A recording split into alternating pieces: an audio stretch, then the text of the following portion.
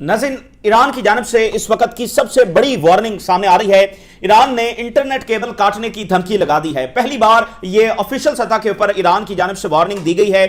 इस हवाले से हम आपको आगाह करते रहे हैं कि यह एक न्यूक्लियर ऑप्शन है जो ईरान के पास मौजूद है, लेकिन ईरान ने कभी बाज़ाब्ता तौर पर इस हवाले से कभी नहीं कहा कि हम ये करेंगे। लेकिन आज ईरान जो है वो बाज़ाब्ता तौर पर उसने ये वार्निंग जारी की है कि स्ट्रेट ऑफ हॉर्मुज़ में जो यहां पर इंटरनेट केबल्स मौजूद हैं इसको वो काट सकते हैं अगर एक बार फिर हमला किया जाता है, एक बार फिर अटैक किया जाता है या किसी भी नौयत का कोई और इवेंट होता है तो फिर ईरान जब वो इस अंदाज में भी रिस्पॉन्ड करेगा। साथ जो ऑयल प्रोडक्शन है उसके हवाले से भी वो वार्निंग जब जारी कर रहे हैं। दूसरा बड़ा इवेंट ये हो रहा है कि यूरोपियन टैंकर्स भी अंडर अटैक आ चुके हैं और मुख्तलिफ यूरोपियन ममालिक जो बाकायदा EU के मेंबर कंट्रीज हैं उन्होंने भी अपने टैंकर्स को ये कहना शुरू कर दिया है कि वो स्ट्रेट ऑफ हॉर्मुज़ को अवॉइड करें, ठीक है ना, यहां से ना गुजरें, क्योंकि वो भी अंडर अटैक जब आना शुरू हो गए, क्योंकि ईरान ने कहा है कि इजराइल और उसके इत्तेहादी वो तमाम के तमाम जब वो निशाने पर होंगे। अच्छा, लेबनान का इशू काफी ज्यादा सेंसिटिव है क्योंकि इजराइल की फौज वहां पर मौजूद है, इजराइल वहां से निकलने का कोई इरादा नहीं रखता। फिर वहां पर कौन, मतलब इजराइल को लेबनान में कौन रोकेगा? OIC एक कंडेमनेशन जारी करने के लिए तैयार नहीं है। अरब लीग कहां है किसी को कोई पता नहीं है। मिलिटरीली क्या कोई भेजने के लिए तैयार है, सवाल ही पैदा नहीं होता। फिलहाल तो कंडेम ही नहीं कर रहे। लेबनीज गवर्नमेंट जो है वो इजराइल के सामने अपने आप को सब्जुगेट कर चुकी है, तो इससे तो गुस्सा और बढ़ेगा और ज़ाहिर है कि अल्टीमेटली तो फिर हिजबुल्लाह ही ने जाकर रिस्पॉन्ड करना है और लेबनान को बचाना है। अगर आज तक लेबनान बचा हुआ है तो हिजबुल्लाह की वजह से है। तो अब इजराइल वहां पर हमले कर रहा है जिसके जवाब में हिजबुल्लाह ने रॉकेट्स जब फायर कर दिए हैं। हिजबुल्लाह देखें अभी बहुत ज्यादा इंटेंसिटी नहीं है जो पहले थी, वो इंटेंसिटी तो नहीं है, लेकिन हिजबुल्लाह मुसलसल जवाब देकर ये बता रही है कि वो पुरानी इक्वेशन को कबूल नहीं करते। पुरानी इक्वेशन ये है कि इजराइल बमबारी करता रहे, रेजिस्टेंस खामोश रहे, ये कभी भी नहीं होगा। सो इसलिए एक मसला हॉर्मुज़ का है, एक मसला यह है कि अब बेशक ट्रंप ने सीज़फायर अनाउंस कर दिया लेकिन कोई मामला खत्म तो नहीं हुआ, उस सीज़फायर की अहमियत ही कोई नहीं है। एक ओपन बैटल यहां पर है, वो किसी भी वक्त तनाज़ा दोबारा छिड़ सकता है। इजराइल कहता है हमारी जंग खत्म नहीं हुई, तो एक मसला वो है। दूसरा मसला ये लेबनान का है, इसको अब दुनिया कैसे सॉल्व करती है, क्योंकि अगर हिजबुल्लाह आगे से रिस्पॉन्ड करेगी तो फिर प्रेशर दुनिया पर बढ़ेगा। इनको कोई फर्क नहीं पड़ता अगर इजराइल की बमबारी जारी रहे, फिर इनको मसला नहीं होता। अगर इनकी बमबारी से ईरान तबाह हो गया होता और ईरान इस काबिल ना होता कि वो स्ट्रेट ऑफ हॉर्मुज़ को बंद कर सके, दुनिया को कोई मसला ही नहीं होना था, कोई मसला ही नहीं होना था। इनको तो मसला ये हो रहा है ना कि आगे से रेजिस्टेंस रिस्पॉन्ड कर रही है या आगे से ईरान जब रिस्पॉन्ड कर रहा है। अब ट्रंप की जो ताज़ा तरीन स्टेटमेंट आ रही है उसमें उसने ये भी कहा है कि फ्राइडे को जिन निगोशिएशंस हो सकते हैं, ईरान की जानिब से अभी तक कोई ऐसी कंफर्मेशन नहीं है। तो बात यह है कि यही मसला है, सबसे बड़ा मसला ही यह है कि ट्रंप की प्रेडिक्टेबिलिटी कोई नहीं है, उसकी बात की कोई अहमियत नहीं है। एक आम इंसान भी होना तो अगर वो अपनी बातों का पक्का ना हो और वो इस तरह से अपनी बातों पर फिर जाता हो तो उस पर कोई नहीं एतबार करता, तो एक मुल्क के ऊपर कौन कैसे एतबार करेगा जिसकी कोई बात है ही नहीं, मतलब वो कब अपनी बात से फिर जाए। अभी जी फ्राइडे को मुज़ाकरात होंगे, भाई कौन से मुज़ाकरात और किस बुनियाद पर मुज़ाकरात? और ईरानियंस ने बिल्कुल वो करें हमारा कोई डेलीगेशन जब उस तरह से आएगा नहीं, और फ्राइडे तक पता नहीं क्या हो जाएगा। असल बात यह है कि जब तक अमेरिका जो प्रिंसिपल डिमांड्स हैं उनको मानने के लिए तैयार नहीं है तो फिर ये बस ऐसी बात है। फिर साथ आप देखिए ये प्रोपेगेंडा भी जारी है कि वो जी ईरान में बड़ी डिवीजन है, IRGC जो वो मुज़ाकरात के खिलाफ है, IRGC ने दोबारा स्ट्रेट ऑफ हॉर्मुज़ बंद किया, ईरान के फॉरेन मिनिस्टर ने खोला, IRGC ने बंद कर दिया। ये प्योर लायस हैं, ये प्योर प्रोपेगेंडा है, वो प्रोपेगेंडा जो कई दहाइयों तक तरह तरह के लिहाज से ईरान के खिलाफ होता रहा है, तरह तरह की बातों पर। यह भी उसी तरह का प्रोपेगेंडा है। बुनियादी बात यह है कि ईरान के साथ मिसकमिटमेंट हुई है। ईरान ने स्ट्रेट ऑफ हॉर्मुज़ खोला, देखें जहां पर मुआहिदा हुआ है 8 अप्रैल को जो सीज फायर हुआ है उसमें यह था कि ईरान स्ट्रेट ऑफ हॉर्मुज़ खोलेगा, लेबनान पर बमबारी बंद होगी और फिर बैठकर मुज़ाकरात किए जाएंगे कि आगे कंप्रीहेंसिव डील कैसे करनी है। यहां से बात शुरू हुई। ईरान ने अभी स्ट्रेट ऑफ हॉर्मुज़ खोलना ही था कि लेबनान के ऊपर बमबारी शुरू कर दी गई चंद घंटों के अंदर। तो ईरान ने कहा भाई हम तो स्ट्रेट ऑफ हॉर्मुज़ नहीं खोलेंगे क्योंकि आपने पहले ही सीज़फायर को वायलेट कर दिया। तो ईरान ने कहा कि आप लेबनान के ऊपर बमबारी बंद करवाएं तो स्ट्रेट ऑफ हॉर्मुज़ हम खोलेंगे, आप जो बात हमारी तय हुई थी उस पर आए। तो पाकिस्तान ने इंटरवीन किया, प्रेशर डाला, लेबनान में जंगबंदी हुई। साथ ही कुछ घंटों के बाद ईरान ने स्ट्रेट ऑफ हॉर्मुज़ खोल दिया। यानी जो 8 अप्रैल में बुनियादी चीजें तय हुई थी वहां तक हम पहुंच गए।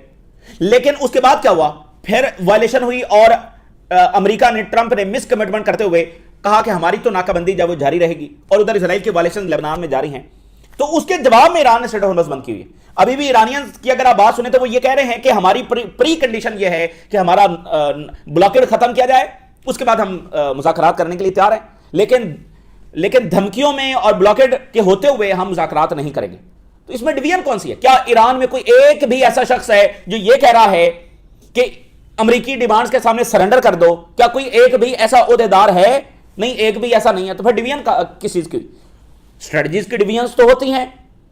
एक शख्स एक राय रख सकता है, दूसरा उसको कोई और स्ट्रेटजी समझ आ रही होगी, लेकिन क्या वो लड़ने के लिए तैयार नहीं है? क्या वो सरेंडर करने के लिए तैयार है? ऐसा तो नहीं है। तो फिर डिवीजन किस चीज? तो ये एक प्योर लाय है, एक प्रोपेगेंडा है, इसके अलावा कुछ भी नहीं है। जो ईरान ने स्टेट ऑफ हॉर्मज़ बंद किया है वो कंसेंसस के साथ बंद किया है और अमेरिका की मिसकमिटमेंट की वजह से बंद किया है। और वहां पर अब सूरत हाल यह है कि बीबीसी ने जो रिपोर्ट आज पब्लिश की है उसके मुताबिक ट्रंप ने ये जो मुसलसल उसकी स्टेटमेंट्स बदल रही हैं, इस जंग को बाकायदा अपने लिए बिजनेस पर्पस बना लिया है। वो एक स्टेटमेंट जारी करता है, स्टॉक्स ऊपर जाते हैं। वो एक स्टेटमेंट जारी करता है, स्टॉक्स नीचे आते हैं। एक स्टेटमेंट से ऑयल प्राइसेस ऊपर जाती हैं, एक स्टेटमेंट से ऑयल प्राइसेस नीचे जाती हैं। तो उसकी जो अपनी फैमिली है वो इसे बहुत पैसा कमा रही है, क्योंकि उनको पता है कि भाई अगली स्टेटमेंट ये आनी है, इससे ऑयल प्राइसेस जब वो गिर जाएंगी, इससे स्टॉक्स ऊपर जाएंगे। तो वो जब मार्केट गिरी होती है तो वो सस्ते स्टॉक्स जब वो खरीद लेते हैं। तो ये एक बहुत बड़ा स्कैंडल है जो अमेरिका में डिस्कस हो रहा है। बीबीसी की इसके ऊपर रिपोर्ट है। फिर जैरेड कुशनर के ऊपर बहुत सवाल उठ रहे हैं, क्योंकि इसके पास कोई ऑफिशियली कोई ओहदा नहीं है, लेकिन ये मुकम्मल तौर पर तमाम मामलात के अंदर इन्वॉल्व है और बिलियंस ऑफ डॉलर्स कमा रहा है। और ट्रंप की जो फैमिली है वो बाकायदा गल्फ को असला बेच रही है और मजबूर कर रही है कि हमसे खरीदो। ये वहां पर चीज अब चल रही है। अब डॉगलस मैकग्रेगर जो अमेरिका के जनरल हैं, उन्होंने बड़ी अहम बात की, ठीक है ना। उन्होंने कहा कि ईरान के खिलाफ सारा प्रोपेगेंडा प्योर लाए है, ये सिर्फ हम इजरायली एजेंडे को प्रमोट करते रहे कई दहाइयों तक।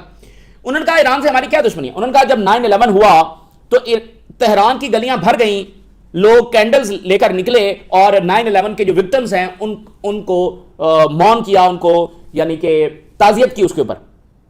फिर उन्होंने कहा कि इराक में जब शिया ग्रुप्स जो है वो हमारे खिलाफ लड़ रहे थे तो कासिम सुलेमानी जो है उन्होंने उनके साथ एक मामला अंडरस्टैंडिंग करवाई और फिर दाइश के खिलाफ ईरान लड़ा, ठीक है ना। दाइश के खिलाफ जब ईरान लड़ा और ये जो शिया ग्रुप्स थे इन्होंने क्रिश्चियंस को, सुन्नीस को, दरूज को, बाकी कम्युनिटीज को दाइश से जब वो आजाद करवा, तो आखिर में हमने क्या किया? आखिर में हम कासिम सुलेमानी को भी निशाना बनाया। और ये जो ईरान की देखें, उनके लोग भी हमारे लिए निकले, 9/11 के ऊपर एक ताज़ियत भी की, फिर बाद में दाइश के खिलाफ भी लड़े, क्रिश्चियंस को भी आजाद करवा, लेकिन हमने ईरान के खिलाफ अपनी जो बुग़्ज़ वाली पॉलिसी है, जो दुश्मनी है, उसको जारी रखा सिर्फ इजरायली एजेंडे के लिए, ठीक है। ये अब बातें वहां पर होना शुरू हो गई हैं कि भाई हमारा क्या मसला है, हमारा झगड़ा क्या है ईरान से।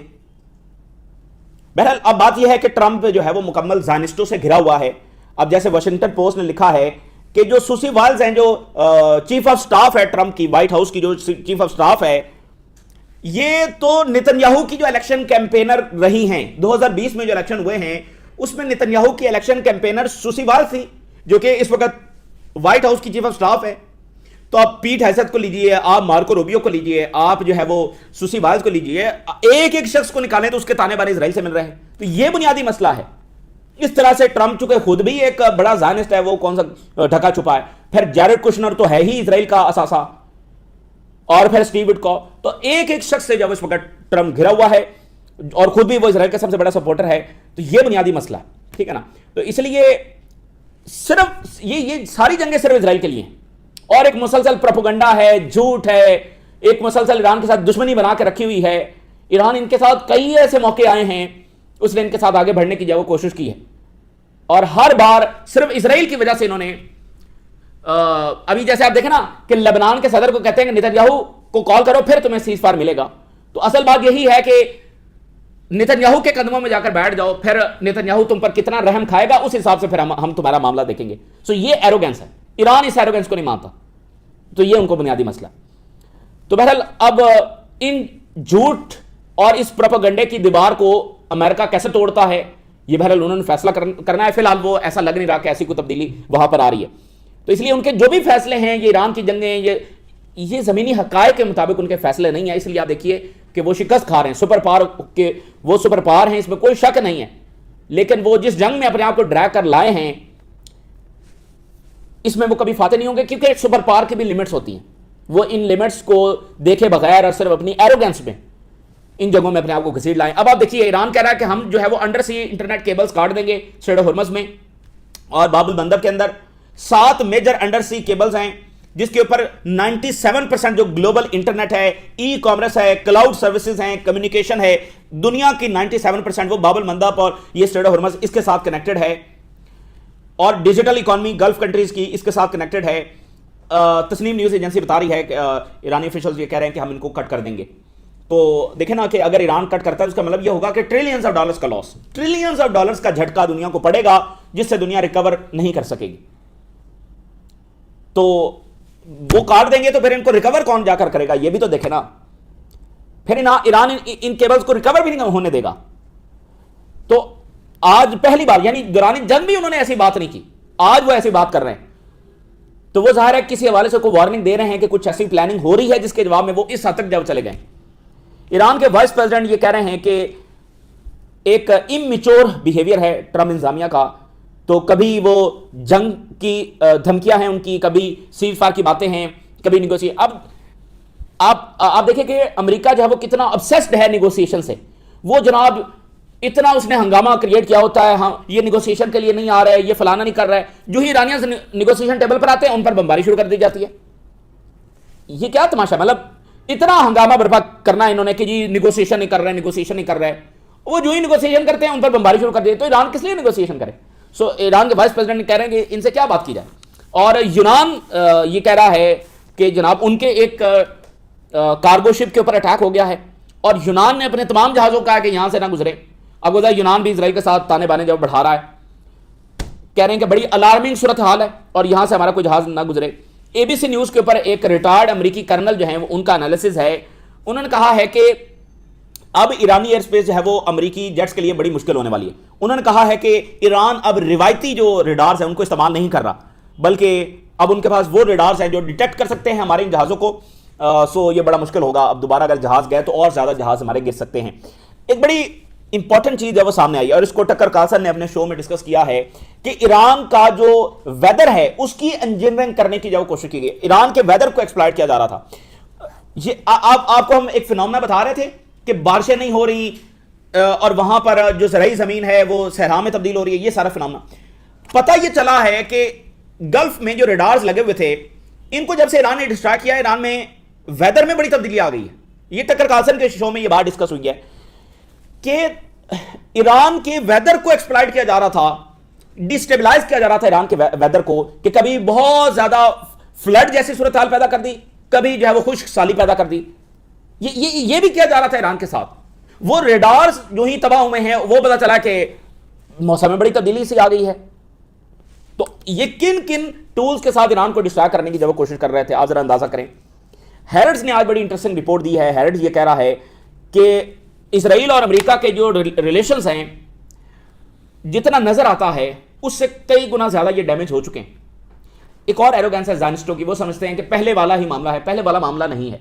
जो अमेरिका और यूरोपियन अवाम ने बात को देखा है, जो समझा है, जो रियलिटी उनके सामने आई है, ये अभी तक उसको अंडरस्टैंड नहीं कर पा रहे हैं। अब ये इसराइली मीडिया हैरड्स की रिपोर्ट है कि जितनी इसराइल की स्टैंडिंग अमेरिका में डैमेज हो चुकी है ये उससे कहीं ज्यादा है जितनी नजर आ रही है। Deep social and cultural shift जब अमेरिका में देखा जा रहा है अगेंस्ट इसराइल, और ये उस तरह का अब नहीं है जैसा ये एक नियर सैक्रेड हुआ करता था कि ये मुकद्दस गाय, इसको तो आप डिस्कस ही नहीं कर सकते, इसको तो क्रिटिसाइज नहीं कर सकते। ये अब वो नहीं रहा, ये अलायंस नहीं रहा।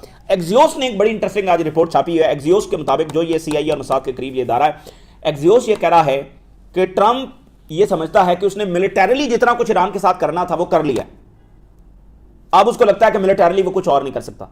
सो he want to exit the war and his popularity is declining. इस वक्त ट्रंप जब वो लोएस्ट लेवल आ चुका है उसकी रेटिंग का, उसकी पॉपुलैरिटी का, तो पॉपुलैरिटी डिक्लाइन कर रही है, इन्फ्लेशन ऊपर जा रही है और ट्रंप ये समझता है अकॉर्डिंग टू एक्सियोस के मिलिटरीली उसने जो करना था कर लिया है। अच्छा, अब जरा आप एक और खबर बहुत बड़ी है। ट्रंप ने ये दावा किया जी ईरान जो है वो मेरा जो ब्लॉकेड है ना, मैं आपको पता है वो हर एक बात में कहता है कि हजारों साल के बाद ये काम हो रहा है। उसने कहा मेरी बड़ी कामयाबी है, मैंने बड़ा ब्लॉकेड कर रखा है और ईरान रोज जब वो $500 मिलियन का उसको नुकसान हो रहा है। अच्छा जी, अच्छा $500 मिलियन का नुकसान वाकई हो रहा है, लेकिन दिलचस्प बात यह है कि ये ईरान का नहीं हो रहा, ये किसी और का हो रहा है। ये अमेरिका के सबसे बड़े थादी जिन्होंने जो भी ये दुनिया के ऊपर पिछले 80 साल में जो कुछ हुआ है उसमें ये पार्टनर्स हैं। जो फलस्तीन की कॉलोनी बनी है, जो फलस्तीनियों के साथ जुल्म हो रहा है, उसमें ये पार्टनर्स हैं। ये तमाशा रचाया भी इन्हीं का है, यूरोपियन अलायंस। पता ये चला है कि यूरोपियंस का रोज 500 मिलियन यूरोस का नुकसान हो रहा है इस चक्कर में कि उनको एक्स्ट्रा पे करने पड़ रहे हैं एनर्जी के चक्कर में। यानी एनर्जी प्राइसेस ऊपर जा चुकी हैं, तो यूरोपियंस को रोजाना 500 मिलियन यूरोस एक्स्ट्रा पे करना पड़ रहा है। और एनर्जी बिल्स यूरोप के यूं शूट कर चुके हैं, जो कि यूरोपियन इकोनॉमी इस चीज की इजाजत नहीं देती। और साथ खबर यह है, यूरोपियन एनर्जी कमीशन ने बताया है कि get ready for aviation fuel problems. तैयारी पकड़ लें, जेट फ्यूल खत्म होने जा रहा है और एयरलाइंस बंद होने जा रही है। ये यूरोप की सूरत हाल। यूरोपियन एनर्जी कमीशन ने बताया है कि 24 बिलियन यूरोस ज्यादा पे कर चुका है यूरोप, ये ऑयल प्राइसेस ऊपर जाने। ये है कीमत जो वो अपने बेबी के लिए चुका दिया, उन्होंने मजीद चुकाएंगे। 24 बिलियन यूरोस यूरोप ने मजीद चुका दिए हैं सिर्फ एनर्जी प्राइसेस ऊपर जाने की वजह से। और ये ज़ाहिर है बोझ जो है वो यूरोपियन टैक्स पेयर के ऊपर आएगा। 500 मिलियन यूरोस डेली कॉस्ट है with continued closure of strait of Hormuz. रोजाना स्ट्रेट ऑफ हॉर्मस की बंदिश के 500 मिलियन यूरोस एक्स्ट्रा यूरोप को पे करना पड़ रहा है। अगर स्ट्रेट ऑफ हॉर्मस बंद नहीं होगा तो ये नहीं पे करना पड़ेंगे, 500 मिलियन यूरोस डेली। तो स्ट्रेट ऑफ हॉर्मस वैसे क्यों बंद है, ये जरा पता करें ना अपने बेबी से। क्योंकि वो लेबनान के ऊपर बमबारी कर रहा है, क्योंकि इनका जो इनका सबका सरबराह है उसने ब्लॉकर कर रखा है, उसने मिसकमिटमेंट किया, उसने इलीगल वॉर छेड़ी है, इसलिए स्ट्रेट ऑफ हॉर्मस बंद है, जो कि आज तक कभी बंद नहीं था। अब ये यूरोपियंस को फैसला करना है। और साथ वो ये कह रहे हैं कि स्ट्रेट ऑफ हॉर्मस का जो क्राइसिस है इसके बड़े लॉन्ग टर्म असरात होंगे, जो कुछ हो चुका है। अच्छा, उधर काउंसिल ऑफ यूरोप जो है वो बहुत बड़ा इकदाम उठाने जा रही है इसराइल के खिलाफ। वो ये करने जा रही है कि इसराइल का जो ऑब्जर्वर स्टेटस है उस काउंसिल में बैठने का वो खत्म कर देंगे। अच्छा जी, बहुत बड़ा इकदाम है। और किस वजह से कि जो इसराइल ने डेथ पेनल्टी जो की है फलस्तीनियों के खिलाफ उसके ऊपर। अब आप जरा अंदाजा करें, टर्की कब से चाह रहा है कि हमें इसमें लिया जाए यूरोपीय यूनियन में, ये नहीं ले रहा है। Turkey is the Wahid NATO country जो कि अमेरिकी जेट्स नहीं खरीद सकता, और इसराइल जो कि यूरोप में नहीं है लेकिन यूरोपियन जो इवेंट्स होते हैं उसमें ये शरीक होता है। और आज ये बड़ा इकदाम उन्होंने उठा लिया कि जनाब वो काउंसिल से ऑब्जर्वर स्टेटस वो भी शायद खत्म करें, उससे होगा कुछ भी नहीं। वो वैसे ही आप जैसे किसी को नुमाइंदा बिठा देते हैं, ऑब्जर्वर स्टेटस ही है ना, कि बस कार्रवाई आकर बैठ कर देख लें। वो तो टीवी पर भी देख लेते हैं, उसमें क्या मसला है। तो यूरोप एक्स्ट्रा 24 बिलियन यूरो सिर्फ एनर्जी की मद में पे कर चुका है, बाकी नुकसान तो फिर सारा कैलकुलेट ही नहीं किया जा सकता। यह है कीमत जो वो अपने बेबी के लिए चुका रहे हैं। सो चुकाते रहे। ईरान ने अब देखिए, ईरान की वन लाइनर जंग क्या है। वन लाइनर जंग यह है कि उसने इकोनॉमिक वॉरफेयर लड़नी। उसने इस जंग को इसराइल और अमेरिका के इत्तेहादियों के लिए, चाहे वो रीजन के इत्तेहादी हैं, यूरोपियन इत्तेहादी हैं या बाकी इत्तेहादी हैं, उनके लिए इतना मुश्किल बना देना है कि सबकी दौड़े लगे और वो खुद आकर इस जंग को रुकवाएं। यह है ईरान का वन लाइनर स्ट्रेटजी। वगरना ईरान ये जंग लड़ ही नहीं सकता है, क्योंकि उनके पास ना वो रिसोर्सेज हैं, ना वो इतनी बड़ी पावर है। अमेरिका का 1500 बिलियन बजट है, उनका सिर्फ 15 बिलियन बजट है। वो कैसे लड़ेंगे फिर? इतनी इंफॉर्मेशन प्रोपेगेंडा, इतने असैसिनेशंस और पता नहीं क्या वेदर इंजीनियरिंग तक उनके खिलाफ हो रही है। कैसे लड़ेंगे वो? अभी फिर एआई जनरेटेड वीडियोस बना कर जब ईरान के अंदर रिवोल्ट करवाने की जब कोशिश की जा रही है। और इंटरेस्टिंग बात आप देखिए कि यूरोप में जो चाइनीज इलेक्ट्रिक व्हीकल्स हैं उनकी डिमांड 50% से भी ज्यादा बढ़ गई। यह है अमेरिका का फायदा। और यह है, देखें इस वक्त दुनिया में ग्रीन एनर्जी का सबसे मंबा कौन है? China. 80% green energy China produce कर रहा है। तो जब आप ये वाली ऑयल गैस इसका क्राइसिस पैदा होगा तो दुनिया उसी तरह बढ़ेगी। दुनिया इलेक्ट्रिक गाड़ियों की तरफ बढ़ेगी, दुनिया सोलर की तरफ बढ़ेगी, दुनिया विंड पावर की तरफ बढ़ेगी। तो वो तो चाइना है, उसका मरकज है, तो फिर आप चाइना से ही खरीदेंगे ना। सो 50% डिमांड यूरोप में इलेक्ट्रिक व्हीकल्स की जब बढ़ गई है तो इससे तो फिर नेट प्रॉफिट जो वो चाइना ही को हुआ। तो उधर यूक्रेन जो है वो टर्की के पास दोबारा जा रहा है कि हमारी जो है वो रशिया से को बातचीत करवाएं, क्योंकि अमेरिका और जो रशिया के मुज़ाकरात हुए थे उसका कोई नतीजा नहीं निकला। यूक्रेन वापस उसी टर्की के पास जा रहा है जिस 2022 में टर्की में ही मुज़ाकरात होने जा रहे थे, फाइनल सिग्नेचर करना था, लेकिन बरतानवी वज़ीर आज़म और अमेरिकी सदर जो बाइडन ने वो पीस एग्रीमेंट रुकवाया और 4 साल इस जंग को हो चुके हैं। मिलियन कैजुअलिटीज हैं, यूक्रेन तबाह हो चुका है, आज फिर उसी टर्की के पास जब जा रहा है। सो असल बात पता क्या है, ये सुपर पावर्स होती हैं, ये कभी अपनी शिकस्त तस्लीम नहीं करती जब तक कि ये बिल्कुल ही बड़ा गरक हो ना जाए। तो ये भी नहीं, कभी भी नहीं करेंगे, ये अपनी शिकस्त को तस्लीम नहीं करेंगे अनटिल एंड अनलेस के जब मुकम्मल ही मामला हाथ से जाता रहे। सो ईरान के खिलाफ इनकी रिवायती पॉलिसी दुश्मनी की, बुग़्ज़ की, वो जारी रहेगी। ये हमले करते रहेंगे, पीरियड के लिए की कोशिश करेंगे, ईरान के ऊपर कभी सैंक्शन खत्म नहीं करेंगे। वी होप कि ऐसा कभी हो, और ये अमेरिका के फायदे में है। वी होप कि अमेरिका में वो सेंसिबल वॉइसेस जो हैं वो गलबा पाएं। वी होप कि ऐसा हो, लेकिन ऐसा कभी होगा नहीं। और ईरान को अपने हुकूक लड़ के लेना पड़ेंगे। कभी अमेरिकन उनको, कभी यूरोपियंस उनको ऑन द टेबल नहीं देंगे। ये ताज़ा तरीन डेवलपमेंट्स है जो आपके साथ शेयर किया हमने। राय जरूर करें। अल्लाह हाफिज़।